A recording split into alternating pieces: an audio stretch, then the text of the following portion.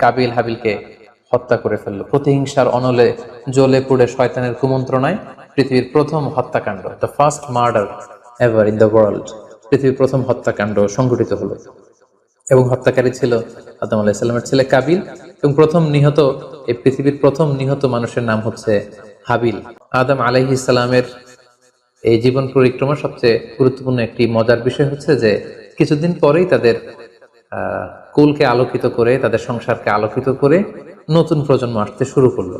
এবং আদম আলাইহিস সালাম এবং হাওয়া আলাইহিস সালামের মাধ্যমে যে সন্তানরা পৃথিবীতে আসতো তারা ছিল অলওয়েজ টুইন বেবি বা যমজ সন্তান হিসেবে আসতো। সর্বপ্রথম আল্লাহ তাআলা তাদেরকে একটি ছেলে সন্তান এবং একটি মেয়ে সন্তান দিয়ে ধন্য করলেন। এবং তারা তাদের নাম রাখলেন, ছেলেটির নাম রাখলেন কাবিল, মেয়েটির নাম রাখলেন আকলিমা। এবং তারপরের বছর আবারও হাওয়া আলাইহিস সালাম গর্ভবতী হয়ে সন্তান জন্ম দিলেন। সেক্ষেত্রেও একটি ছেলে একটি মেয়ে। কারণ এই ছেলে মেয়েদের বিয়ে দেওয়ার তখন পদ্ধতি ছিল, এই বছর যেই ছেলে জন্মগ্রহণ করেছে সেই ছেলের সাথে পরের বছরের মেয়ের বিয়ে হতো, এবং এই বছর যে মেয়ে জন্মগ্রহণ করেছে তার সাথে পরের বছরের ছেলের সাথে এভাবে ক্রসিং সিস্টেমে বিয়ে হতো। যেহেতু পৃথিবীতে আর কোনো মানুষ তাদের আশেপাশে ছিল না, ফলে নিজেদের ভাই বোনদের মধ্যে বিয়ে হতো, তবে ওলট পালট করে। তো এর ফলে বাই ডিফল্ট আদম আলাইহিস সালামের ছেলে কাবিলের ভাগ্যে এসে জুটলো তার পরের টার্নের যে বোন জন্মগ্রহণ করেছে হাবিলের সাথে, তার নাম ছিল লাবুদা। লাবুদার সাথে কাবিলের বিয়ে হবে এবং হাবিলের সাথে ইকলিমার বিয়ে হবে, এটাই ফিক্স করা হলো। কিন্তু এখানে একটি সমস্যা দেখা দিল, সেটি হচ্ছে ইকলিমা ছিল খুবই সুন্দরী, she was a very beautiful lady. ফলে কাবিল এটা মেনে নিতে পারেনি। সে প্রশ্ন উত্থাপন করলো যে কেন আমি লাবুদাকে বিয়ে করব? লাবুদা হচ্ছে কিছুটা শ্যামলা প্রকৃতির, আমি তাকে বিয়ে করব না, বরং আমার সাথে আমার যে বোন জন্মগ্রহণ করেছে সে ইকলিমাকে আমি বিয়ে করব। আদম আলাইহিস সালাম বললেন, না, এটা আল্লাহর দেয়া আদেশ। তোমার সাথে তোমার যে যমজ বোন জন্মগ্রহণ করেছে তাকে তুমি বিয়ে করতে পারবে না, বরং তোমার পরে হাবিল এবং লাবুদা যে জন্মগ্রহণ করেছে সে লাবুদা হবে তোমার স্ত্রী, এবং তোমার সাথে তোমার যে বোন আকলিমা জন্মগ্রহণ করেছে সে আকলিমা হবে হাবিলের স্ত্রী। কিন্তু কাবিল এটা সহজে মেনে নিতে পারেনি। ফলে সে এখানে প্রশ্ন উত্থাপন করলো এবং সে বলল যে আমি আকলিমাকে বিয়ে করতে চাই। দেখা দিল এক মহা সমস্যা। তখন আল্লাহ তাআলা আদম আলাইহিস সালামকে জানিয়ে দিলেন, ঠিক আছে, হাবিল এবং কাবিলকে কুরবানি করতে বলো, যার কুরবানি কবুল হবে সেই আকলিমাকে পাবে। এবং তখন কুরবানির সিস্টেম ছিল, কোরবানি করে চলে আসার পরে আকাশ থেকে আগুন এসে যেই কোরবানিকে ঝলসে দিত সেই কোরবানিটা আল্লাহ তাআলার কাছে কবুল হয়েছে বলে ধরে নেওয়া হতো। আদম আলাইহিস সালামের ছেলে কাবিল বেসিক্যালি চাষী ছিল, সে এক বস্তা গম আল্লাহ রাস্তায় কোরবানি করলো। আর হাবিল সে মেষ চড়াতো, ছাগল চড়াতো, সে একটি বকরি জবাই করে আল্লাহ রাস্তায় কুরবানি করলো। এবং তারা অপেক্ষা করতে লাগলো যে কার কুরবানি কবুল হয়।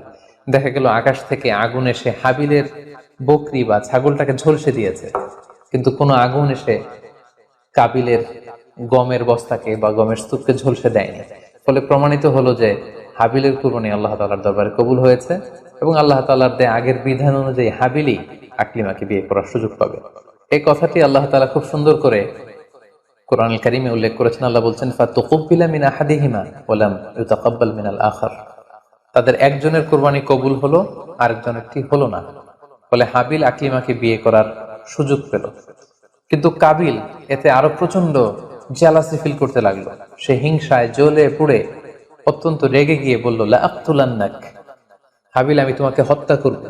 তোমাকে হত্যা করে হলেও আমার সুন্দরী বোন আকলিমাকে আমি ছিনিয়ে নিব।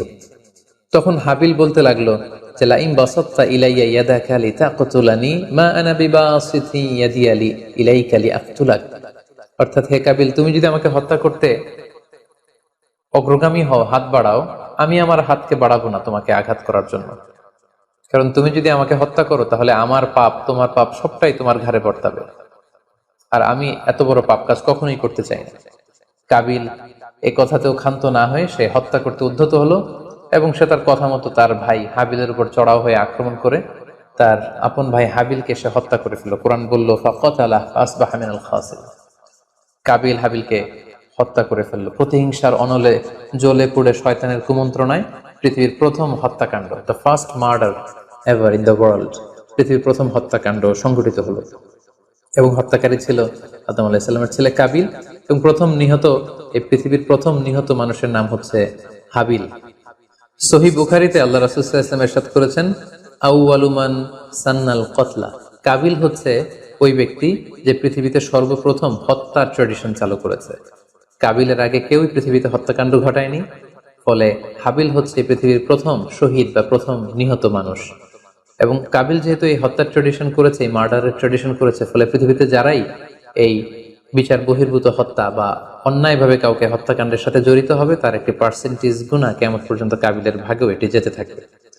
এখন যে মজার ব্যাপারটি ঘটেছে সেটি হচ্ছে, কাবিল যখন হাবিলকে আক্রমণ করেছে, হাবিলকে নিহত করেছে, হত্যা করার পরে হাবিল লাশ হয়ে শুয়ে রইল।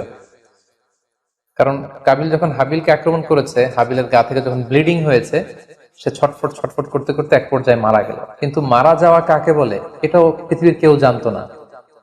কাবিল নিজেও বুঝতে পারেনি যে এইভাবে আমি আঘাত করলে হাবিল এইভাবে মরে যাবে, তার ব্লিডিং হবে। মৃত্যু কি এটা তারা জানে না, কারণ এই পর্যন্ত এই পৃথিবীতে কেউ তো মারা যায়নি।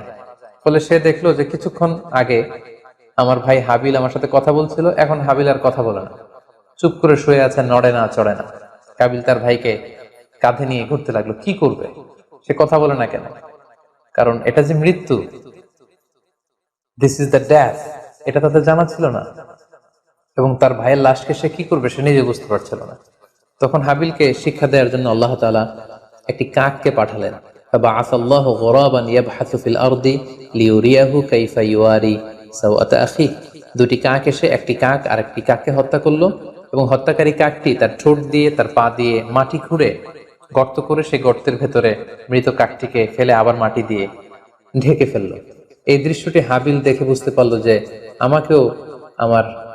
কাবিল দেখে বুঝতে পারলো আমাকেও একই কাজ করতে হবে। কাবিল তখন মাটি খুঁড়ে তার ভাই হাবিলকে মাটি চাপা দিয়ে পৃথিবীর প্রথম ফিউনারাল বা বারিফাইং এর যে সিস্টেম, কবর দেওয়ার যে প্রক্রিয়া, এটা তিনি সারলেন। আদম আলাইহিস সালাম তখন চলে গিয়েছিলেন মক্কায় কাবা নির্মাণের কাজে বা হজের কাজে। সেখান থেকে ফিরে এসে এই ঘটনা শুনে তিনি অত্যন্ত দুঃখ পেলেন। তিনি কাবিলকে ভর্ৎসনা করলেন এবং আদম আলাইহিস সালামের সন্তান সন্ততি সবাইকে ডেকে তিনি নাসিহত করলেন, এক আল্লাহর আদেশ মেনে নেওয়ার জন্য তিনি সবাইকে আহ্বান জানালেন। হাবিলের পরবর্তীতে আল্লাহ তাআলা ইওয়াদান আন হাবিলের পরিবর্তে তিনি শীস আলাইহিস সালামকে আদম আলাইহিস সালামের ছেলে হিসেবে পৃথিবীতে দান করলেন। হাওয়া আলাইহিস সালামের কোল জুড়ে পৃথিবীতে আসলো শীস, এবং তার সাথে তার টুইন বোন হাজুরা পৃথিবীতে আসলো। এবং আদম আলাইহিস সালামের পরে শীস আলাইহিস সালামকে আল্লাহ তাআলা নবী হিসেবে সিলেক্ট করলেন।